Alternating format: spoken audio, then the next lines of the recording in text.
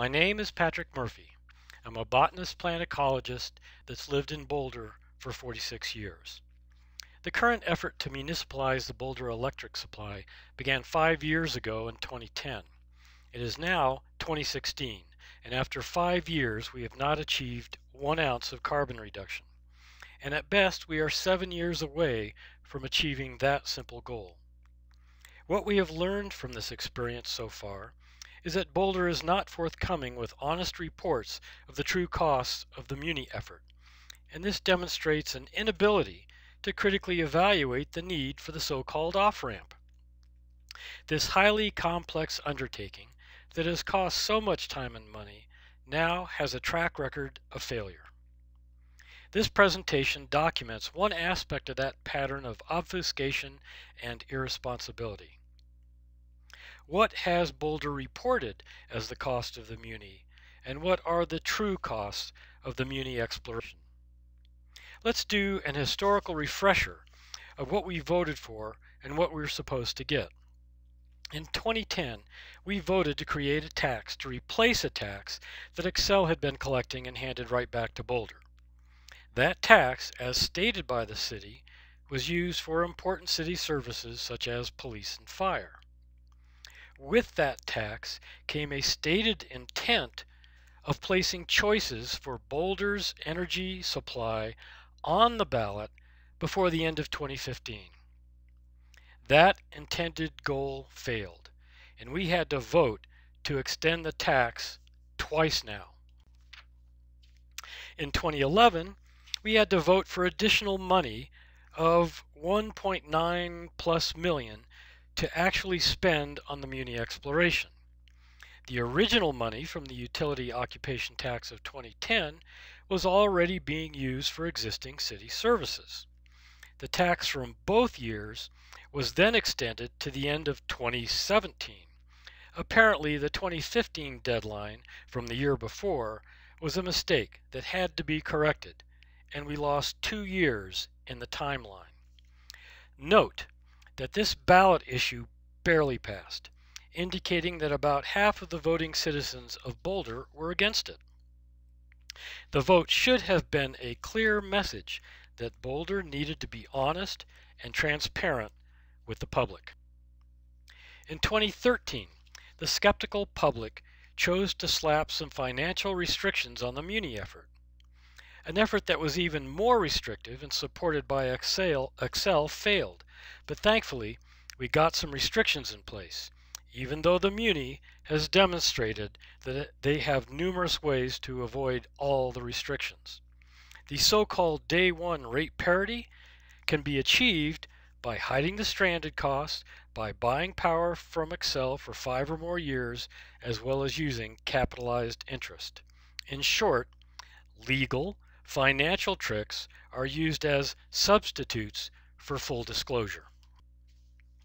At the end of last year, the Muni effort, feeling the heat of repeated failure, chose to extend the original 2015 limited tax to 2022. That would be a 7-year extension from the original 5-year expectation. A total of 12 years. Once again, this is supposed to be only used for existing city services, not the Muni exploration. Now, to the true cost that Boulder Energy Future refuses to acknowledge to date. These data are provided by the city's website, as shown. The latest report on the expenditures of the Muni effort were published October 20th, 2015. The $3 amounts in the red circle demonstrate 3 things. First, the total reported expenditures of over 1.4 million. Second, about 1.375 million is paid for by the Muni budget. Third, the $1 million contingency source is borrowing from future taxes by raiding the general fund. The hidden money not included in these values is explained and justified in the text below the numbers. Sadly, raiding time and resources from other departments is considered a free lunch by the Muni. as if interdepartmental sharing for necessary city services is the same as for a department that currently provides no essential services and is supposed to be an exploration. Remember that 2015 $1.4 million number, and let's go to attachment D, where the truth can be found. Here in attachment D, sorry about the small print, we find all the time and money contributions from all of the other city departments that is considered a free lunch by the Muni. Only the first item, that is Heather Bailey's salary, but not including benefits, should be considered part of the Muni budget. On the left, all of the cost values are listed and added up at the bottom. At the bottom of the left column, Heather Bailey's salary is subtracted, and the remainder is $918,186. Do note that this is only for the months of January to September, only 3/4 of the year. So you see how poorly the truth is reported. Now let's extend this assessment to the entire 5 years of the Muni effort. In the upper area of this slide, we have the reported expenditures and the extracted unreported expenditures. Also note that the unreported expenditures were not included for 2011 or 2012. The next area makes the partial year corrections. For example, in 2015, the interpolation of $918,186 from 9 months to 12 months was calculated. When all those corrections are made, excluding the missing information from 2011 and 2012, and we add up the cumulative amounts, we get 12.2 million instead of either Boulder Energy Futures report of about 7.7 million and instead of a budget of about 7.8 million.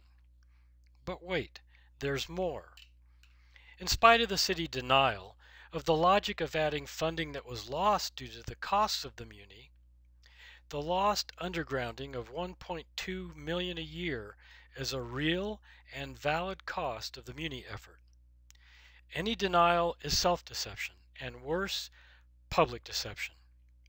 When that lost funding is included, the total cost is 13.4 million. But remember, it still does not include the unreported costs from 2011 and 2012. In summary, 7.7 million reported, 13.4 plus million actual, and a budget of 7.8 million. The bottom bar graph shows the reported expenses in blue, the unreported expenses in red, and the lost underground funding in green. How can the Muni be properly evaluated by those who can't evaluate the true cost of the Muni? So what is next? The next critical moment in this struggle to get to the financial truth will come by the end of next month. That is when, according to the transition plan, a financial cash flow model will be produced by the end of March. That is, if you can believe the insane and doomed to failure transition work plan that the city has posted. That area circled in red is enlarged above and shows the schedule of the cash flow analysis. Hopefully Bob can shed some light on the viability of the transition plan. There is a saying that simplicity is the keynote of perfection. This does not look like perfection to me.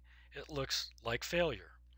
This does not look like an example for all other municipalities to follow on a path to carbon reduction, especially not when compared to the simplicity of solar incentives, wind incentives, and a renewable energy certificate market that would not require a Muni, and could have been in place for the last 5 years.